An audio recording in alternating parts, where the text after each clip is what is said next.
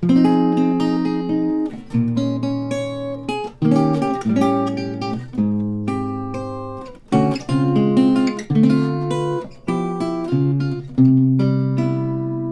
was lucky enough to be in the right place at the right time to work at 20th Century Guitar Magazine.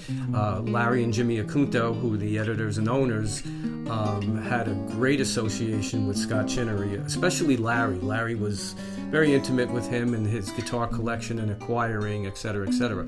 So when these guitars came about, I was lucky enough to play all of them at the very beginning. There was a lot of guitars to play, and it was overwhelming because they were all gorgeous in their own right. So again, I was in the right place at the right time, and being a fingerstyle jazz player and a jazz player, they were right up my alley. Scott Chinery was an interesting character. I mean, he was larger than life, both physically and just his presence. He was a great guy. I mean, Scott was probably a good 6'4", 6'5", just a big guy, but always happy. The nice thing about him is he was very unpretentious. Whenever he'd see me, there was first thing out of his mouth would be, "Hey Ray, how's the family?" You know, he's a real family-oriented guy.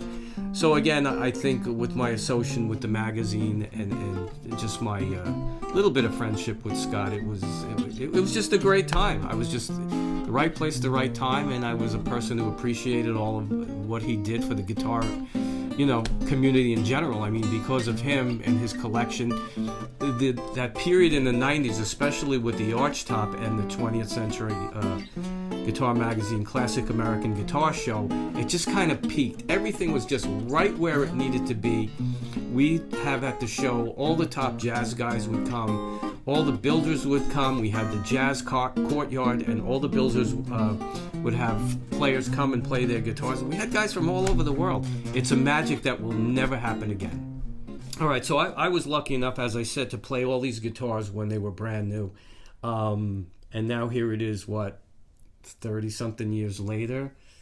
And just like a fine woman, they've kind of aged nice and kept their curves. My recollection of a lot of them is kind of faded over the years. But some stick out, and they've definitely warmed up, obviously, from years of playing and just aging, the wood ages and stuff. I mean, the wood around the neck, everything has kind of rounded itself out, Like that's just...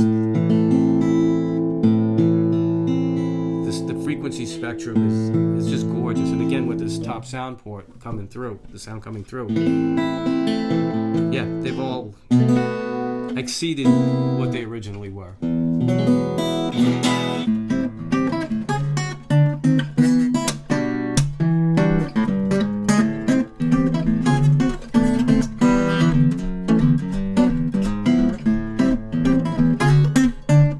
Alright, so this is the one that started it all, the Centaura. It's been a long time since I held this. I remember when it was made. I remember I was working at 20th Century Guitar Magazine at the time, and the guy said, "Jimmy's coming over with a guitar." So they wanted me to play it, being that I'm the jazz guy. So Jimmy comes over, pulls it out of the case, and like, wow, he hands it to me, and I'm just, just playing nice and easy. And Jimmy goes, "No, Ray, beat the shit out of it."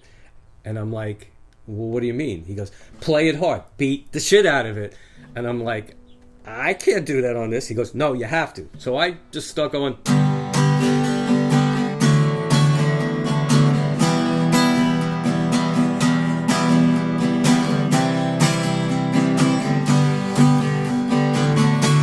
I'm playing the chords to Freebird on this gorgeous jazz guitar that I don't know what it cost at the time, and he's, "No, play it hard." He keeps going, "Play it hard," like flipping out. And literally in the span of 45 minutes, I will remember this to the day I die, the actual physical feel and the sound of the instrument just changed within my hands. It was just amazing. It went from, not raw wood, but squared off, tight wood, to like warm butter.